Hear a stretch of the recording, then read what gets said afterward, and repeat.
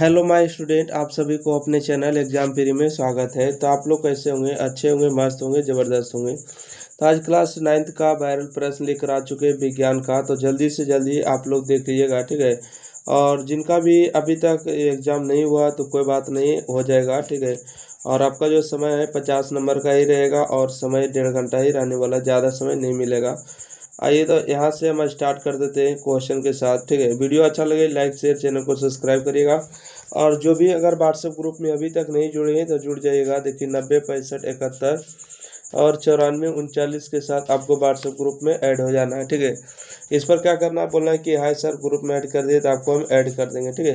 चलिए स्टार्ट करते हैं। क्वेश्चन नंबर 1 है, एक समान वृत्तीय गति में त्वरण की दिशा होती है तो क्या होती है? तो इसका राइट आंसर ऑप्शन नंबर हो जाएगा ए, केंद्र से दूर होती है, ठीक है। ऑप्शन नंबर इसका ए राइट आंसर होगा, केंद्र से दूर होती है। धागे से बांधे एक पत्थर को उंगली के चारों तरफ 8 त्रिज्या वाली वृत्तीय पथ पर एक चक्कर पूरा करता है तो उसका विस्थापन कितना होगा? तो 0 होगा राइट आंसर। ए नंबर सही जवाब होगा। अगला प्रश्न है, कहते दो स्टेशन के बीच एक ट्रेन एक समान रूप से त्वरित 5 सेकंड में 5 मीटर प्रति सेकंड से 10 मीटर प्रति सेकंड की चाल प्राप्त करती है तो ट्रेन का त्वरण क्या होगा? ट्रेन का जो त्वरण होगा 10/5 के मतलब 2 हो जाएगा, इसका राइट आंसर है ना। अगला है, किसी वस्तु की एक समान वृत्तीय गति होती है तो एक समान गति वृत्तीय गति क्या होती है? यानी कि यूनिफॉर्म मोशन होती है एक समान गति, है ना। अगला प्रश्न है, किसी पिंड की गति का वेग समय ग्राफ का ढालन दर्शाता है, क्या दर्शाता है?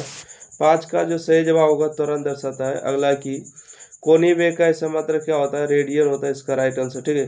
कोणीय वेग का ऐसा मात्रा है रेडियन हो जाएंगे। चलिए अगला प्रश्न देखिएगा, क्वेश्चन नंबर 7। कहते हैं जब कोई वस्तु एक समान गति से चलती है तब इसके द्वारा समय दूरी ग्राफ की प्रकृति होगी, क्या होगी? एक सरल रेखा होगी, मतलब स्ट्रेट लाइन होगी। किसी वाहन द्वारा तय की गई दूरी को मापने के लिए किसका उपयोग किए जाने वाला उपकरण, ठीक है। तो गैल्वेनोमीटर, नैनोनो। यहाँ पर ध्यान से सुनिएगा, यहाँ क्या पूछ रहे, किसी वाहन द्वारा तय की गई दूरी को मापने के लिए उपयोग किए जाने वाला उपकरण, यानी कि स्पीडोमीटर हो जाएगा, ठीक है। स्पीडोमीटर हो जाएगा राइट आंसर। अगला प्रश्न है कि यदि किसी वस्तु द्वारा तय की गई दूरी शून्य एवं विस्थापन हो, वस्तु का विस्थापन होगा तो देखिए कुछ शून्य भी हो सकता है और नहीं भी हो सकता है, इसका राइट आंसर डी होगा। अगला है, किसी गतिशील वस्तु के लिए विस्थापन और दूरी का संख्यात्मक अनुपात होता है, हमेशा 1 से कम होते हैं, ठीक है।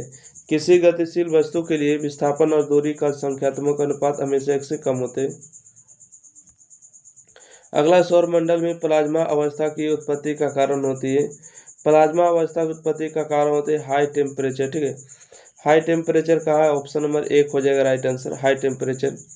अगला, हवादार जगहों पर द्रव के वाष्पन का वेग क्या होते हैं? बढ़ता है, राइट आंसर। गर्म करने पर गैस का आयतन क्या होता है? गर्म करने पर गैस का जो आयतन होते हैं, आयतन बढ़ जाते हैं, इंक्रीज हो जाते हैं, ठीक है। अगला क्वेश्चन है कि आर्द्र वायु में गीले कपड़े सूखते हैं तो विलंब से सूखते हैं, ठीक है।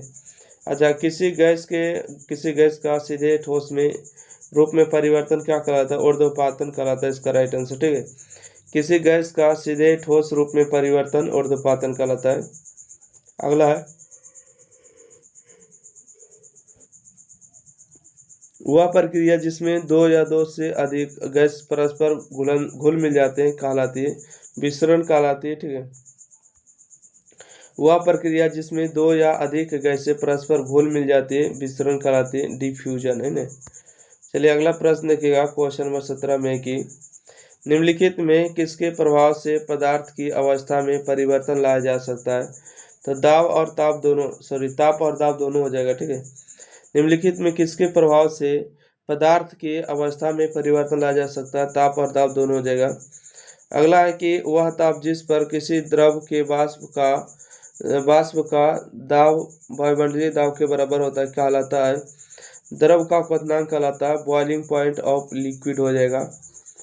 अगला प्रश्न है, निम्नलिखित में किस गुण के कारण किसी गैस का आयतन दाब बढ़ने पर घट सकता है, ठीक है। दाब बढ़ने पर घट जाता है, संपीड़ित, ठीक है। तो इसको दबाया जाता तो घट ही जाएगा ना। अगला प्रश्न है कि किसी द्रव का दाब बढ़ने पर उसका क्वथनांक क्या होता है? तो बढ़ जाता है, राइट आंसर। जंतु कोशिका के सबसे बाहरी घेरे को कहते हैं, यानी कोशिका झिल्ली कहते हैं, राइट आंसर होगा। पौधे में गैसों का आदान प्रदान किस क्रिया द्वारा होता है? तो विसरण द्वारा होता है, ठीक है।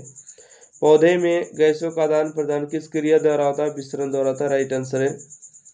चलिए अगला प्रश्न है, कोशिका में राइबोसोम की अनुपस्थिति में कौन सा कार्य संपादित नहीं होगा? प्रोटीन संश्लेषण होगा, राइट आंसर, ठीक है।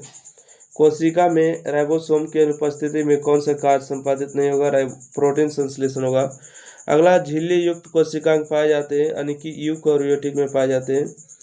अगला प्रश्न है, समानांतर नलिकाओं या सिस्टर्नों के समूह से बनी संरचना है, गोल्जी उपकरण हो जाएंगे, ठीक है, गोल्जी उपकरण।